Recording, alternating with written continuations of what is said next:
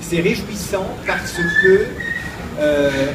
alors, je ne sais pas si on n'est pas de la même génération, mais moi j'ai été d'une génération, quand j'avais 10 ans, le mardi soir, il y avait un western avec Eddie Mitchell.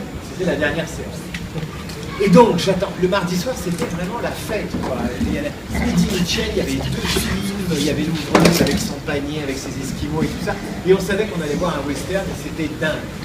Et bien, ce type-là, il réactualise, il refait vivre une écriture de western, une écriture du Grand Ouest comme on se l'imagine. Si ça se trouve, les auteurs américains en anglais, quand ils parlent des États-Unis et du Far West et des cow-boys, ils n'écrivent pas comme il écrit. Mais le gars, qui est américain, il écrit comme les Français rêvent qu'on leur parle du Grand Ouest. Ça donne, voilà, ça donne, voilà, il parle de... alors voilà, il raconte quand il vit à côté de sa voisine et de temps en temps il tire un coup mais il s'aime pas. Mais bon, ça fait 20 ans que ça dure et voilà, donc ils s'entendent bien mais sans plus. Et ils vivent pas encore ensemble, et ils sont là, elle est veuve, lui est trop vieux pour trouver une plus jeune.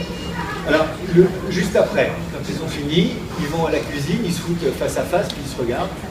Nous restons longtemps assis en tête-à-tête à sa table, sous le halo jaune de la lampe à pétrole. Pas un mot, pas un geste. Ils viennent de baiser, hein. C'est vraiment la routine. Nos yeux partagent cette lueur étrange de fatigue et de fièvre qui n'appartient qu'à ceux dont les corps viennent de s'unir. Puis je la salue d'un baiser dans le cou, je remets mon chapeau et rentre dans mon bourbi au bout de l'avenue sans nom. N'allez pas croire que ce que nous vivons, Emily Hanson et moi, soit fade ou triste. Certes, ce n'est pas une romance enfiévrée comme celle qui nous ont entourneboulés dans nos jeunes années. Pas plus que je me réveille en sursaut en criant son nom. Elle ne tambourine pas à ma porte en pleine nuit pour me supplier de la serrer dans mes bras. Nous savons nous tenir, un peu comme 2 grands chênes stoïques que les colères du ciel n'ont pas réussi à déraciner. Nous nous réfugions dans la tiède cavité de la tendresse comme des voyageurs serrés l'un contre l'autre au fond d'une grotte pour échapper au blizzard. Et c'est une écriture super imagée qui se passe près d'un désert dans lequel il va rencontrer un petit gamin. Il part un jour et il tombe sur un gamin qui tire un homme qui n'a plus de tête, il tire un tronc. Et le gamin a 8 ans ou 10 ans et il tire un tronc sous le cagnard. Et il lui dit, mais qu'est-ce que tu fous là? Le gamin s'appelle Tom, et donc il va mener l'enquête comme ça. Et plus que l'enquête, plus que l'histoire, ce qui est formidable, et je le dis aux gens qui écrivent là, je sais qu'il y a des blogueuses et des gens qui aiment écrire, c'est formidablement stimulant parce qu'il a des images, c'est une écriture qu'on ne retrouve pas, quoi. Hein? C'est envoûtant, c'est envoûtant, c'est sympa, on pense à Lucky Luke, on pense au BD qu'on a aimé, à Rouille ta vie, enfin j'en sais rien, mais voilà, c'est vrai. Contre-héros quand même, quoi. Ouais. Les shérifs veulent. C'est un peu une parodie. Ouais. Parodie. La veille, je m'étais descendu une pleine bouteille de Bourbon, l'authentique Kentucky aux notes de miel sauvage et de tabac blanc. Il m'avait été offert par Pennett Daly, un éleveur qui possède quelques centaines de bétail en lisière de désert, et voulait me remercier d'avoir arrêté les 2 Indiens Mojave qui lui avaient piqué 4 bêtes. Voilà, c'est toujours comme ça, et c'est formidable parce que le type il écrit, quoi.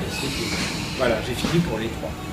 Incroyable. Alors moi ce que j'ai aimé là-dedans, c'est que ça se passe aux premières périodes de l'écriture. C'est François Villon, il est en prison, on vient le chercher en prison et on lui dit on a besoin de toi, il faut convaincre un tel de faire un livre avec nous. Enfin, ça pourrait être une histoire contemporaine d'éditeur qui veut aller piquer Marc Lévy chez un éditeur pour faire un coup, mais la politique s'en mêle. La religion aussi. Et alors, moi j'ai craqué encore plus sur la bio du gars qui a écrit ça. Je vous lis sa bio. Diplômé de l'École nationale supérieure et de la Sorbonne, Raphaël Jérusalemi a fait carrière au sein des services de renseignement militaire israéliens avant de mener des actions humanitaires, puis de devenir marchand de livres anciens à Tel Aviv. Après Sauver Mozart chez Actes Sud en 2012, La confrérie des chasseurs de livres et son 2e roman. J'espère que ce type-là sera là jeudi prochain à Paris, parce qu'on a envie de savoir qui c'est, quoi. L'espion qui finit dans les livres anciens. Donc voilà, ça c'est très bien, et ça met l'histoire de France, l'histoire de la littérature, Villon qui est un personnage incroyable, et puis du contre-espionnage médiéval. Vous verrez quand vous les aurez lus, parce que je pense qu'on va vous les remettre. Sur la sélection de cette année, il y a une espèce de vent de mondialisation qui souffle, je trouve. C'est-à-dire que, déjà, il y a 2 auteurs qui sont francophones, mais pas français. Donc ça apporte, il y a une Canadienne, il y a un Américain, ils sont tous les 2 très francophiles, mais quand même. Donc ça apporte une vision et des éléments de contexte. Il y a un des bouquins qui se passe aux États-Unis, il y en a un autre qui se passe au Canada.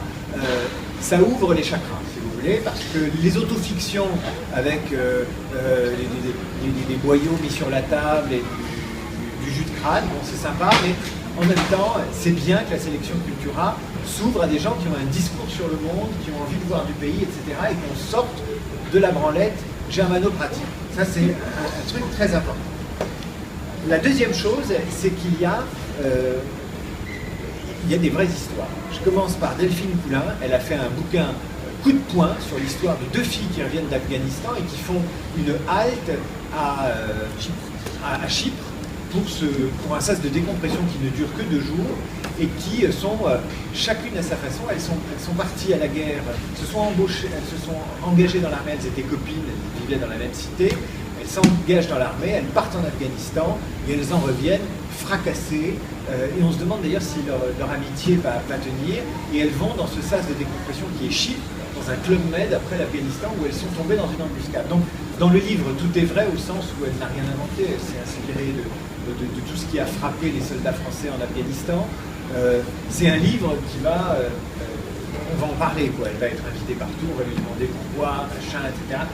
Voilà, au moment où la France est encore engagée au Mali, on parle des soldats français, où dans l'armée, la grande muette c'est fini, les soldats veulent plus faire la guerre, ils font la quenelle de Dieudonné, aux États-Unis ils disent qu'il faut partir d'Afghanistan. Enfin bon, voilà, c'est un roman très contemporain, qui plus est, où les femmes ont le premier rôle, écrit par une femme et avec des femmes soldats. Donc c'est vraiment très original et on est très très loin de est-ce que je vais rentrer dans telle boîte de nuit parisienne, etc.